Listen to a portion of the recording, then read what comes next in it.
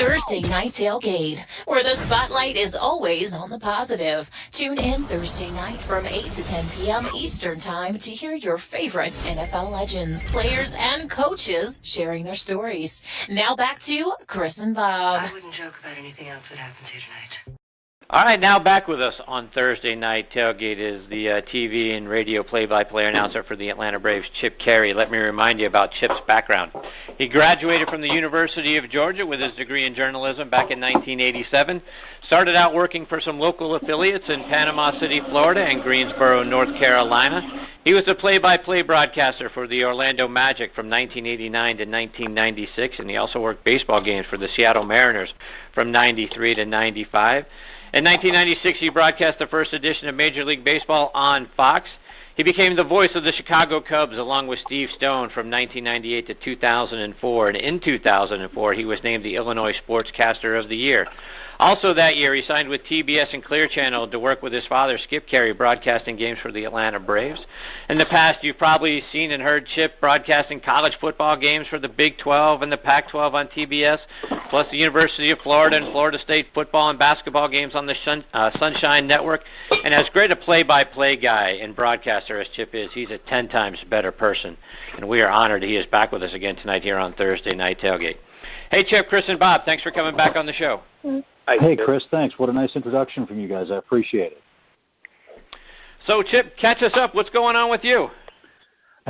Well, it's nice to be home after a long baseball season and reacquainting myself with the family. And we're down in northeast Florida, I should say, and renovating a house and getting ready to send 2 kids off to college. One's in college and a 9-year-old running around and 4 birthdays before Thanksgiving. So it's a crazy, hectic time. Wow. My wife keeps it all together, and I come home and try not to mess it up. So it's you know, as you guys know, with the sports world, the exiting's tough, the reentry's even tougher. But things have gone well so far, and we're looking forward to Thanksgiving and the holidays and catching our breath in the tidings of what we hope to be a great 2018.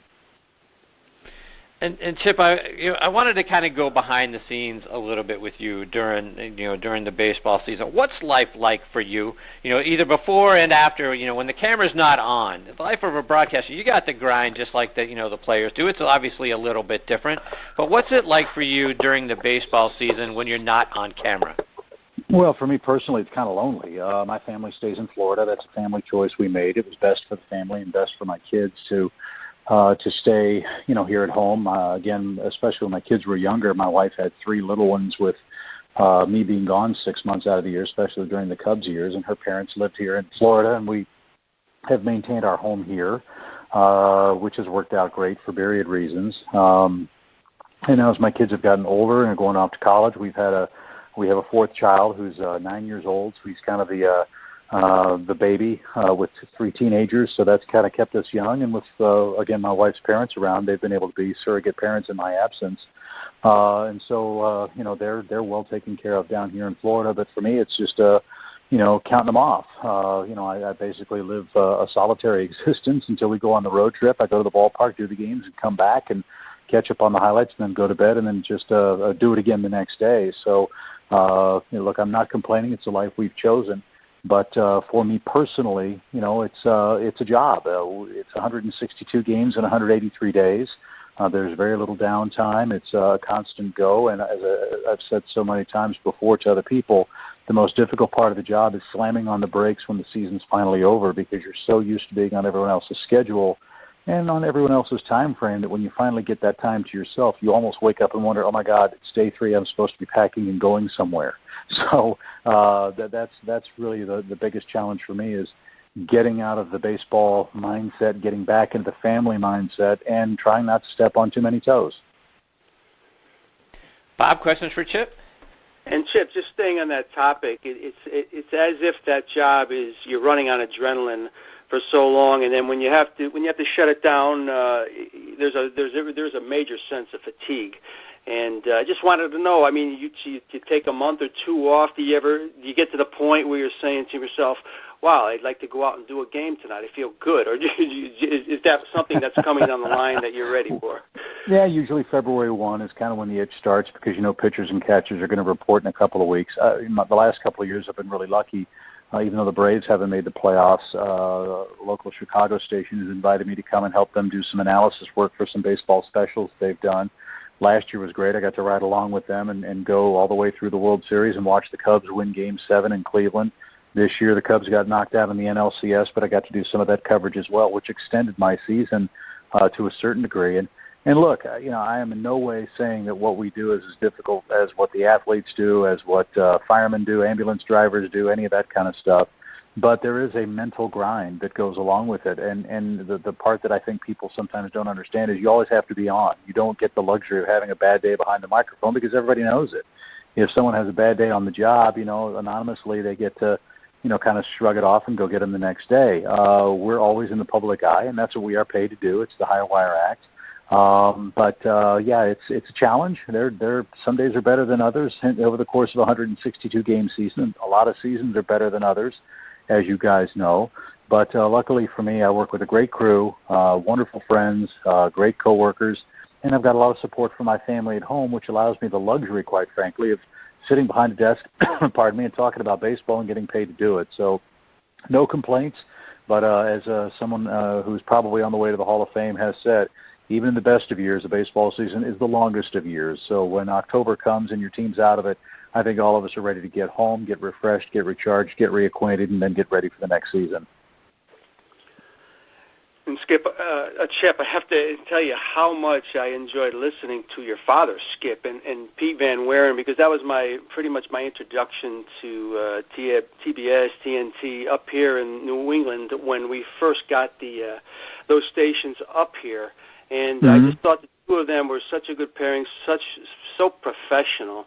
And not because it was your dad. I'm just wondering, what did he impart on you that made you so successful as a journalist?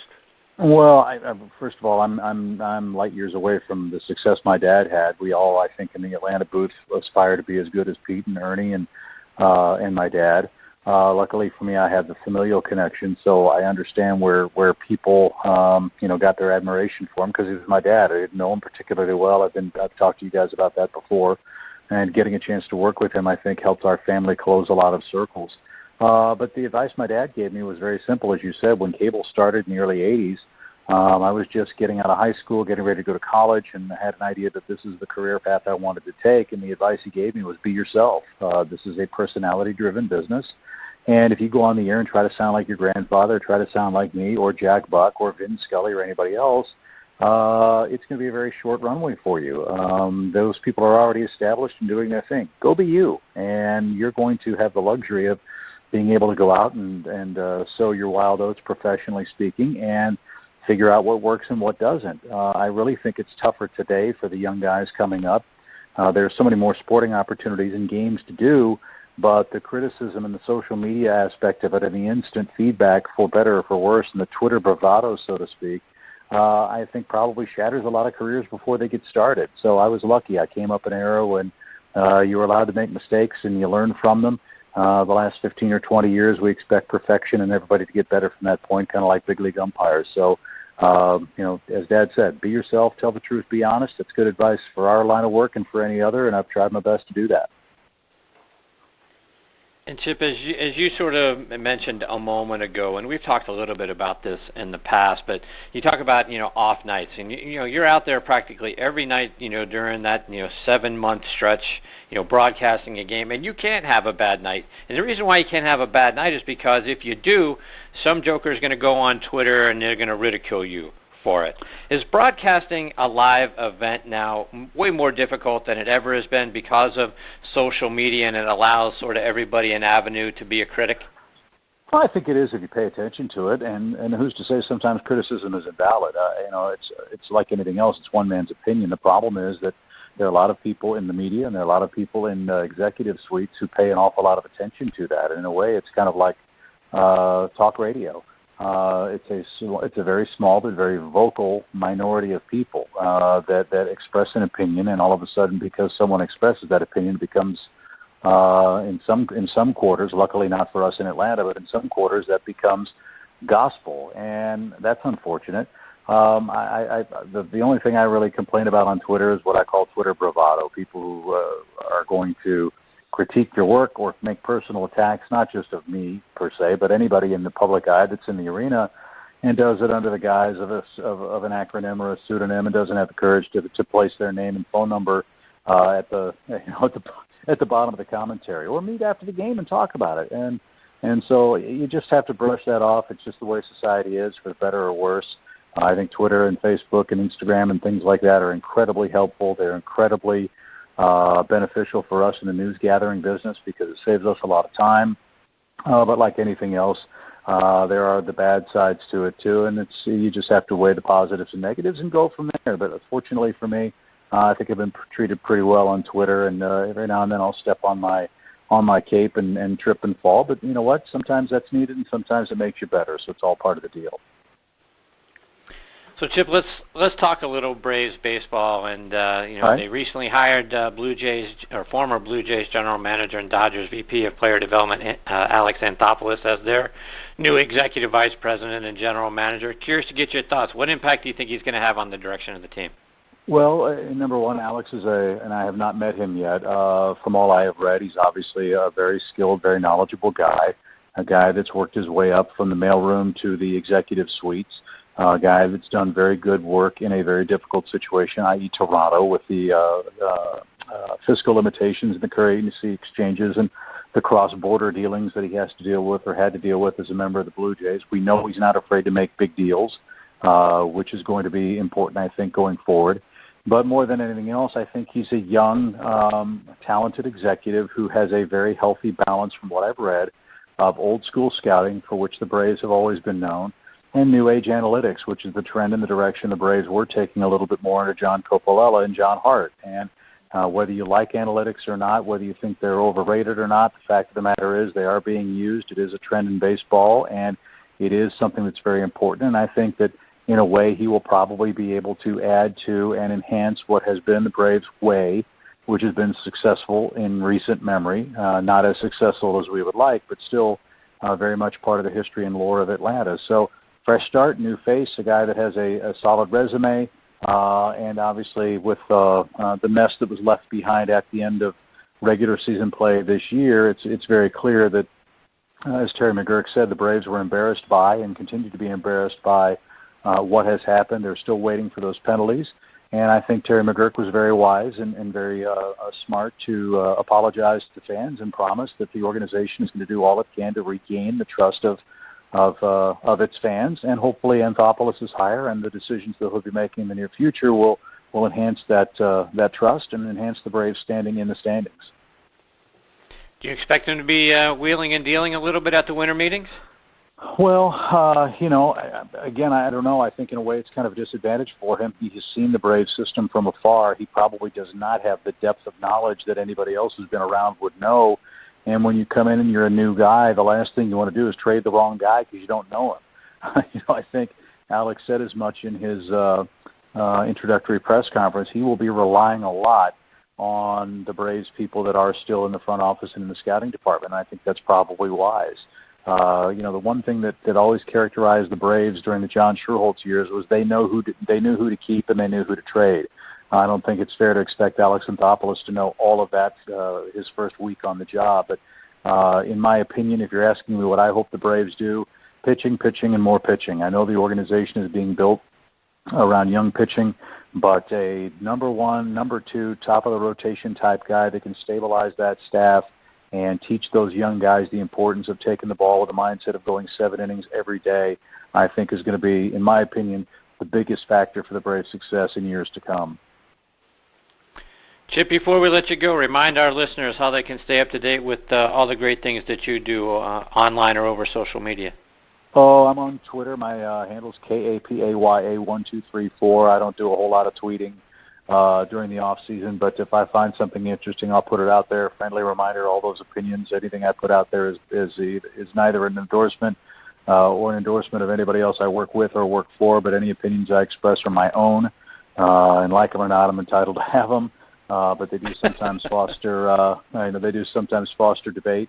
But it's off season for me. Time to, as I said, spend time with friends and family, listen to your show, watch a little college football, and look forward to all the machinations of the winter meetings, which are coming up in the next few weeks. Should be an interesting off season for the Braves, And as I said, we'll await the findings and the decision by Major League Baseball here in the next couple of days. And hopefully, whatever that punishment's going to be, the Braves can put that behind them, move forward, and try to resume and return to that gold standard franchise status, which they very rightly consider themselves to be.